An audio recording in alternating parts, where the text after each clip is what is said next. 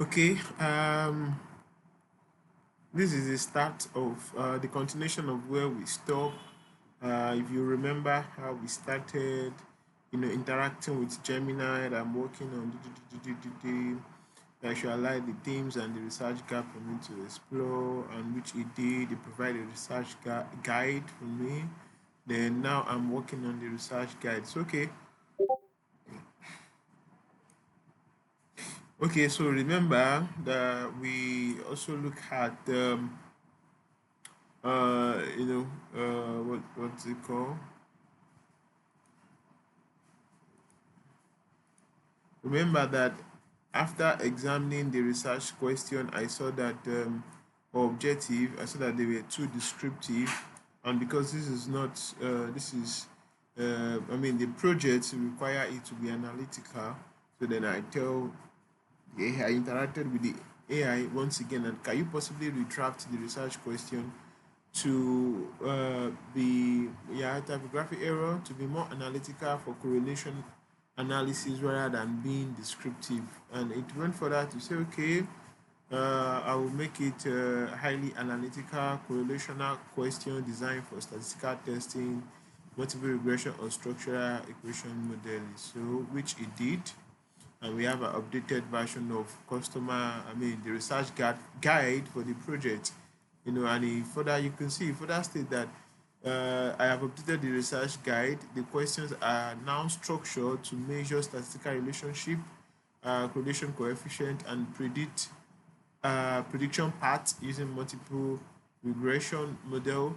And I also added the corresponding known and alternative hypotheses for each of the question, so you can directly use them in your data analysis phase using tools like SPSS, R, or Smart PLX.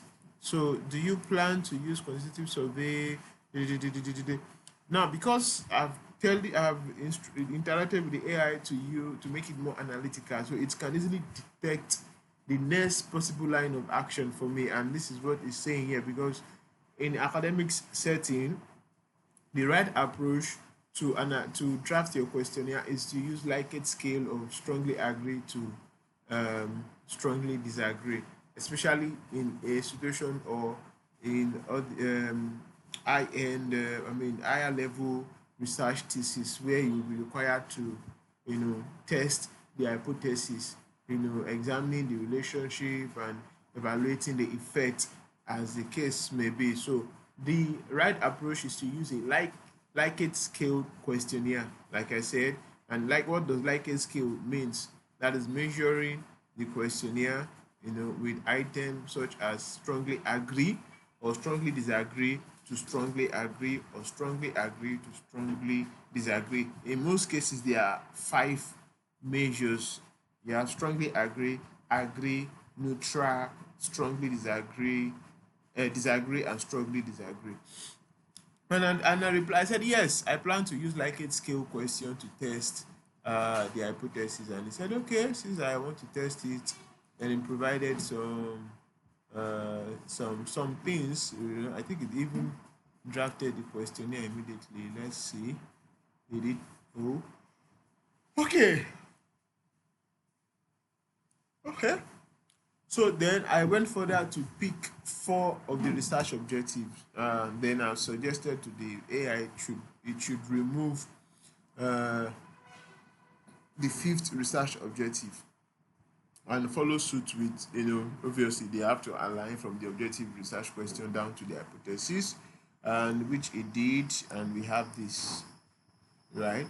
So I remember. So it did formulate the research questionnaire. So here is our research questionnaire. Even formulate our conceptual review.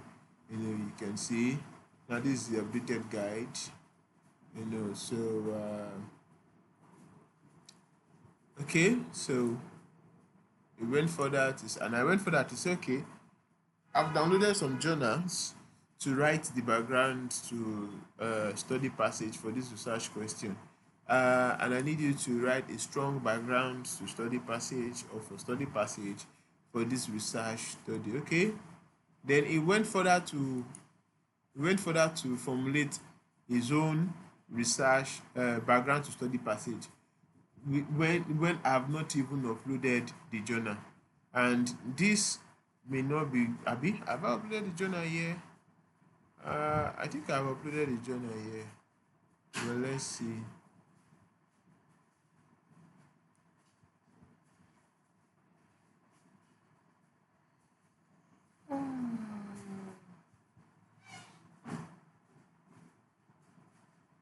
Okay, you can see I've not. I think for these references look like they are references from the journal that I uploaded.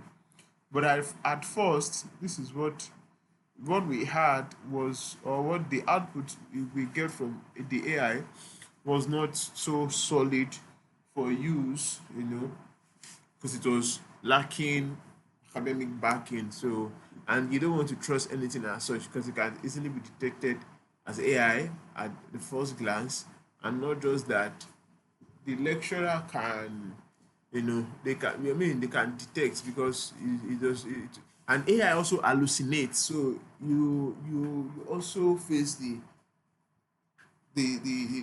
threat of plagiarism, because AI hallucinate a whole lot. So I don't want that to happen.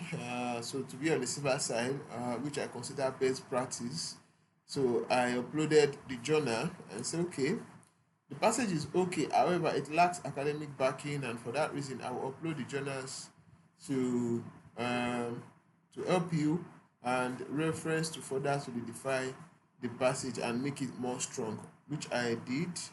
Then when I did, it updated it. I think that was when we have this particular section here. So in the last video, I think I also made mention of something that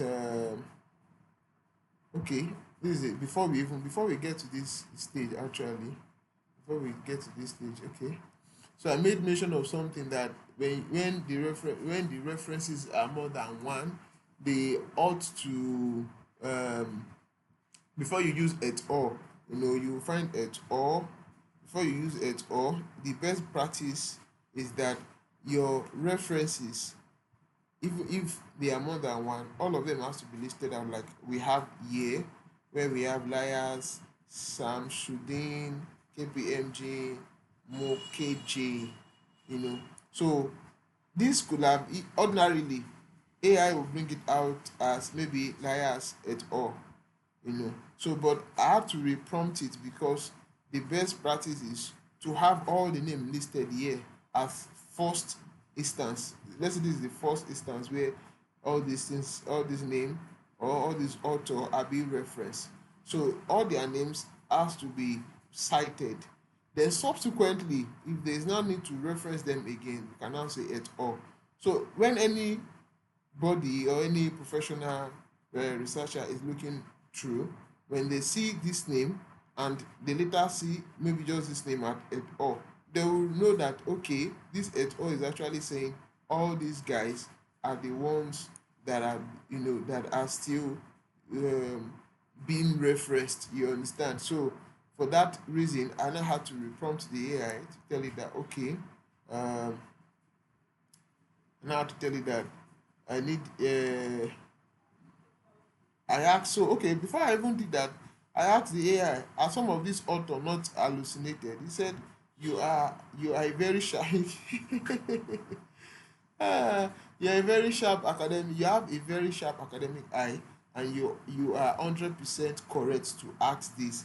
In academics writing, verify your source is critical. Okay, verifying your source is critical because AI model can sometimes generate possible looking placeholder citation, which also means hallucination to fit a specific this thing. I said I have run a real-time verification on all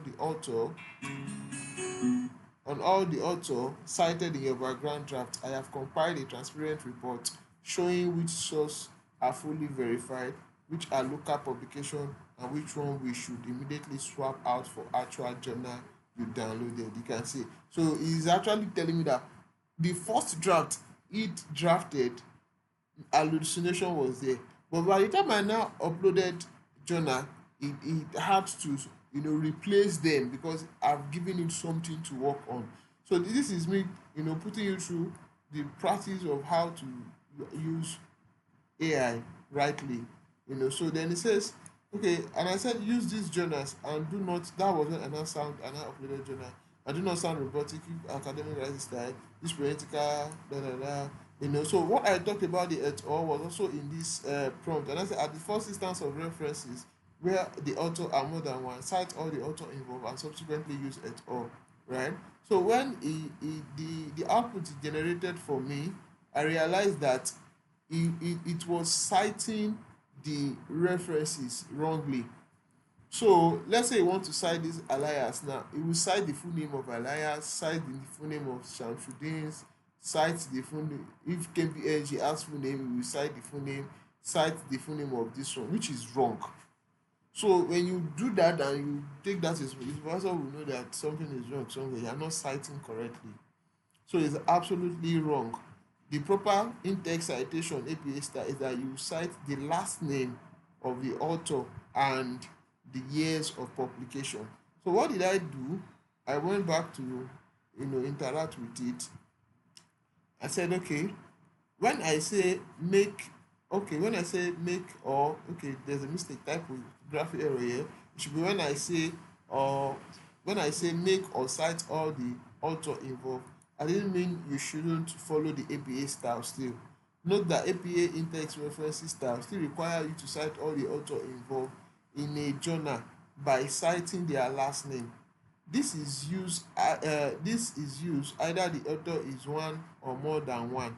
Where they are more than one, you will cite all of them, last names and year, and is what I wanted to include, and year of publication. Then subsequently use et al. If there is need to cite all of them, okay, and subsequently use et al. If there is need to cite all of them. So rather than citing all of them, you cite one of them. For example, then I give you this example, right? So that is after you have cited all of them using their last name and the year of publication, then subsequently cite it this way as et al. That's I completely understand and appreciate your clarification.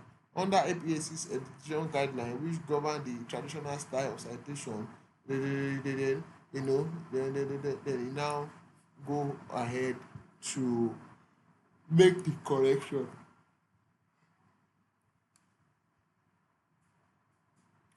So after it did, I noticed that it was sounding too robotic, and it was using some big grammar that can easily be detected as AI grammar, like paradigms.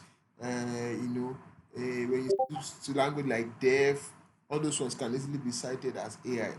So then I said you sounded robotic. Now I want you to use simple and easy to understand academic writing style. Okay, now I said I hear you loud and clear. It's easy for academics to become bloated with complex buzzwords and unnecessary long sentence. Real academics writing is at best when it's clear, direct, and easy to read. I have rewrite both the background section and the statement of purpose using a simpler blah blah blah blah blah. So then it's bring it out for me. The text is now smoother, more active, and incredibly easy to read.